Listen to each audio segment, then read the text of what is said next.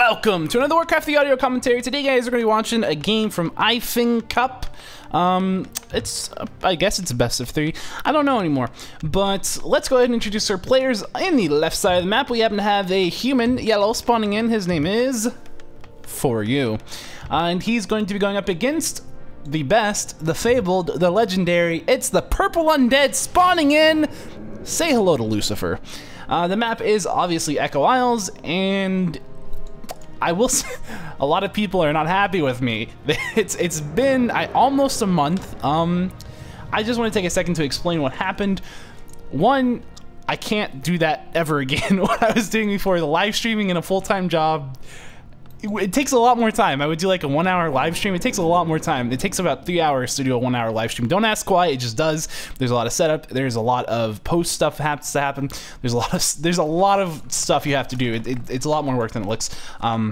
Which is leaving me with basically 3 hours a day of free time, which wasn't enough, and I just kind of got completely over. I just couldn't do it anymore. But on the bright side, what I've realized really is that I'm a YouTube channel. I'm not much of a Twitch channel. I have my Twitch channel, twitch.tv/PureB. It'll be used, I think, just mainly for live casting stuff. I don't think I'm going to be doing cast from replays anymore on that channel. Maybe on special occasion, but for the most part, that won't happen. Still, you should subscribe or follow it rather, because you never know. There will be cool stuff, and I can't guarantee stuff that is on Twitch will go to the YouTube. I don't know how that's going to work out. Anyway, so I did finally get my new hard drive working. Had to go out and buy a new SATA cable, as it turns out. So I bought a hard drive a while ago. It's a 2 terabyte one, so it's massive. Obviously, the reason that I quit doing videos for a long time was because my original hard drive, which is an external, failed. So that's the whole the skinny. I felt like I just would put that into this video real quick before, rather than individually responding to everyone who's been asking, because I've been getting a lot of questions / angry feedback, so sorry. But let's go ahead and let's look at this game. We have Lucy with the Death Knight Harass coming up. He's gone ahead and picked up the 2 charges of the Skeleton Warrior. He is going to go ahead and just go for the Harass. This is a pretty standard game so far in that the human player has gone ahead and gone for the early green camp. He's going to potentially get some pickoffs for the XP on these skeletons. Will we see any denies? No denies coming out from Lucifer. He's really focused just on damaging that Archmage. Not really too concerned about its level. He won't pick up level 2 from that 2 skeletons, but he will be able to pick it up from this green camp if he desires to go for that. But since he's bringing in militia, well, he's not bringing in very many militia, so it looks like he might just go for the green camp, try to fend off the Death Knight just a little bit.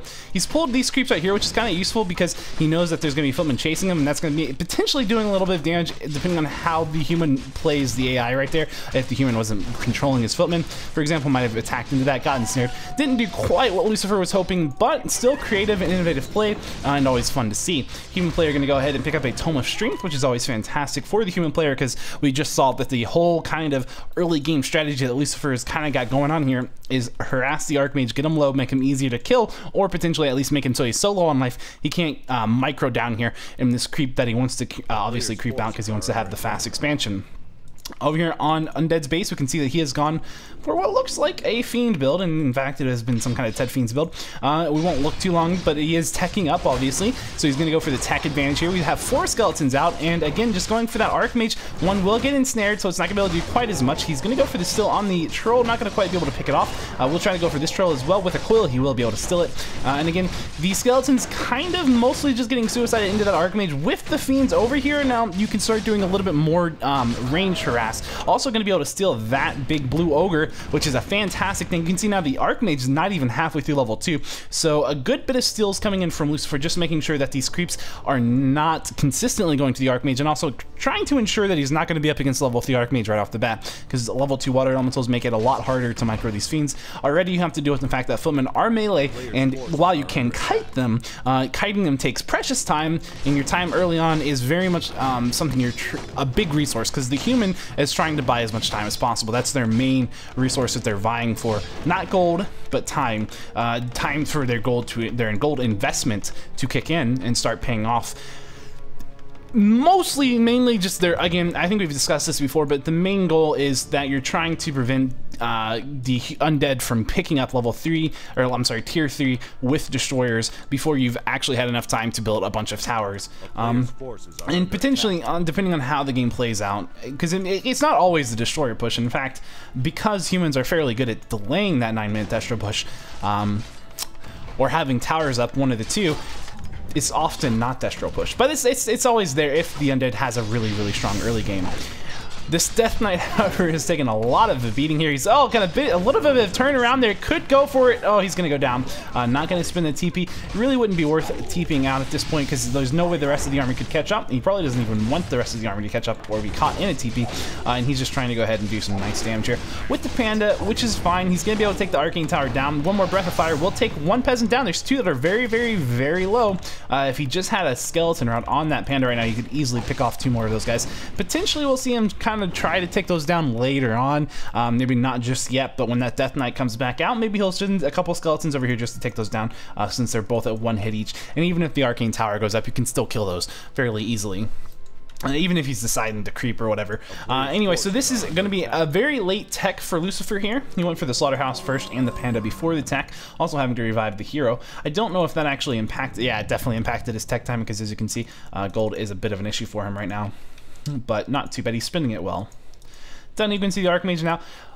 Oh so close to level 3, but not quite level 3. 8 XP away, and his expansion's gone up, and he's doing pretty okay. And because it's a Panda, I mean, you're not going to pick up, well, I'm not going to say you're not going to, but in general, you don't pick up the Panda second and go for such a strong harass, or at least, when it was a strong harass, you know, the human has, he had a fairly easy time defending it, but it was a strong harass. It's one of those things where it just, I don't know, just better micro, I would say, from the Undead, from the human player, really, just to shut that down. It's not, I don't know if it's better or if it's on par micro. I don't know. I think the Undead generally has to micro it better to really make the early game harassment work. But not to say that it's an easy micro for the human. It's definitely a difficult thing to do. In my general opinion on this matchup is that for the human, the hardest part of the game is the first like 5 or 6 minutes of the game. But once you get that, once you're past that, so you're in generally decent shape if you didn't get just kind of trounced on. You're not out of the ballpark. Obviously, I just think that it becomes harder for the Undead as the game goes on. If the human's not getting, you know, if they're not getting just destroyed. But, let's see, Lucifer now, he's going to go ahead and pick up a Spirit Tower because he knows there's an imminent harass most likely coming. You could always cancel it if it doesn't hit, but with the timing, it's just one of those things that's worth having, really. And he doesn't have a Nerubian Tower here. He's going to rely on that Black Citadel, or at least he's hoping to. The timing is going to work out just a little bit off for the Undead, and the human player is going to get here before that Tier 3 finishes. But it will go ahead and this will finish before he could possibly get a Nerubian Tower up. So he probably won't spend the resources on that because he doesn't necessarily need it if he has a Spirit Tower. Going to keep that Acolyte alive with a very nice and clutch coil.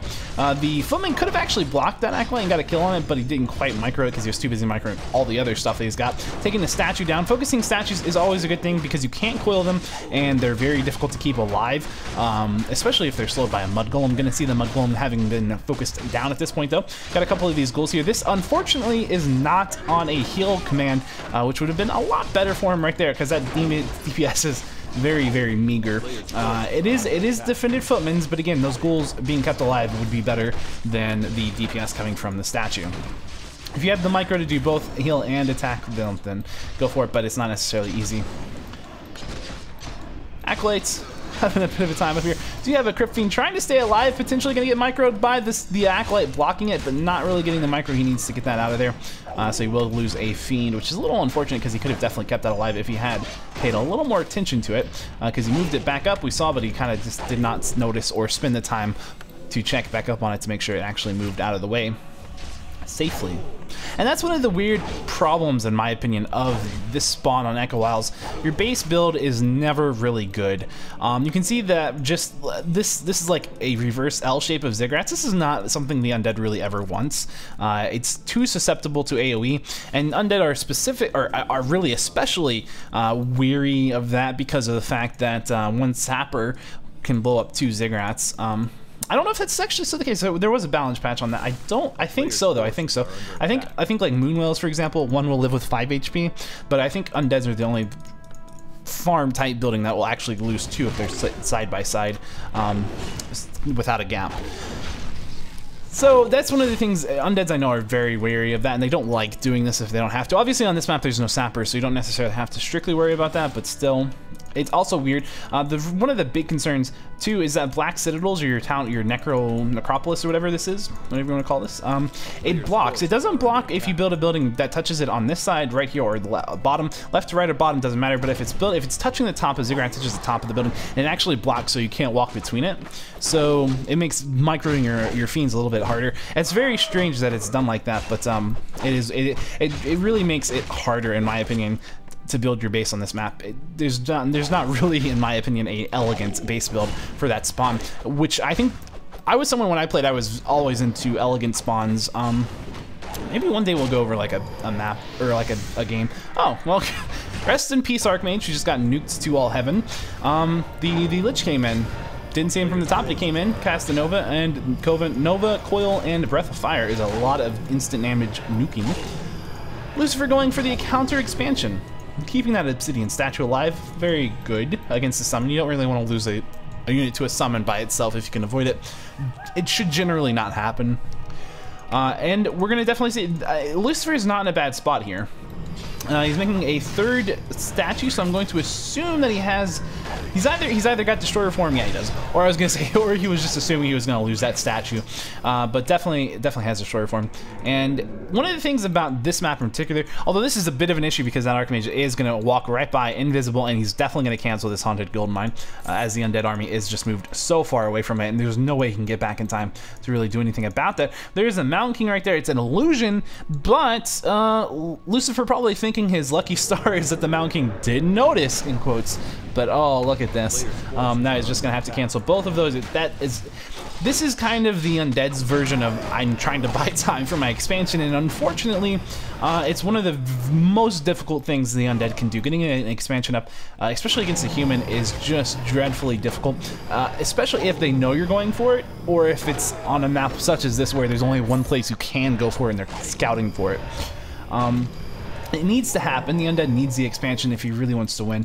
Otherwise, he's kind of playing from behind a little bit. The Mountain King is not super leveled, but he could get up to level 3, I think, with there's no creeps here. Oh, there are. Oh, I thought he crept up, but I guess he didn't.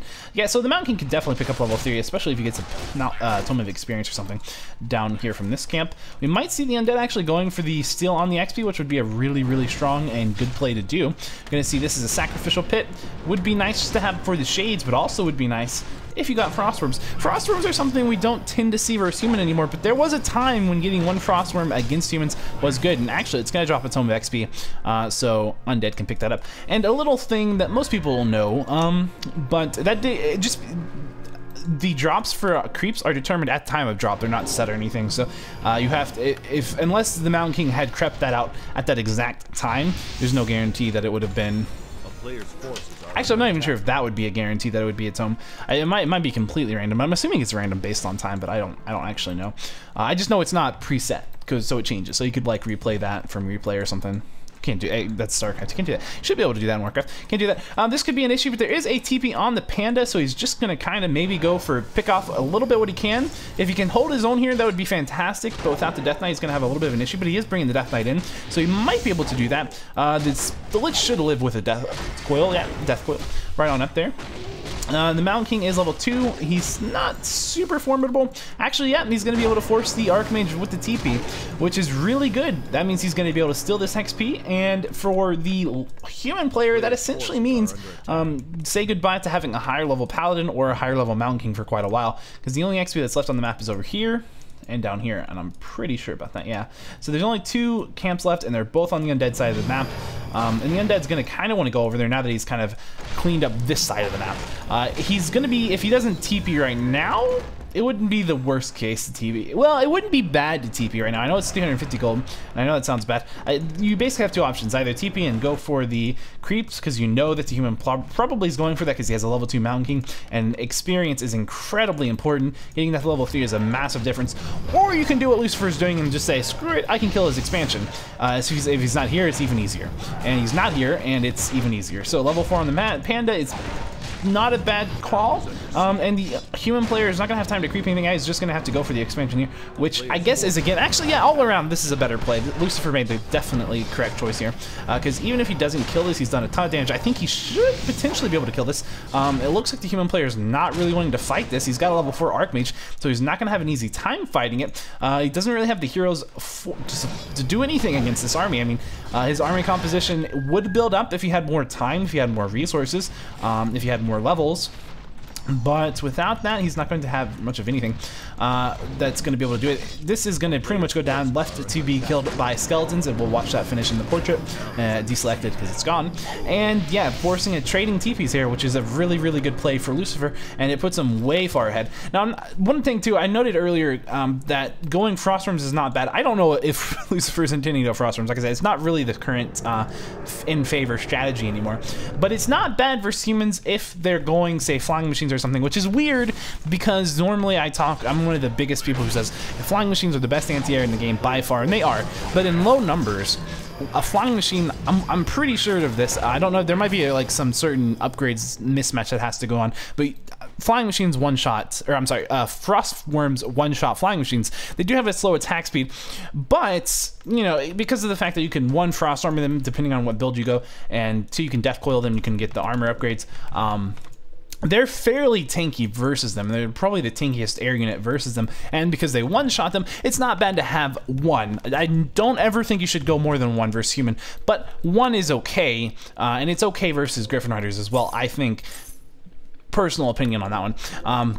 So it's expensive to go for just 1 unit, but it's not a bad thing to add to your composition if you have an expansion, and if you just happen to be able to. Generally, it used to be something that you'd see more on Twisted Meadows than you think, because Twisted Meadows, it was definitely reasonable to assume you could get an expansion up, and then you'd have the resources to actually throw down and afford the building.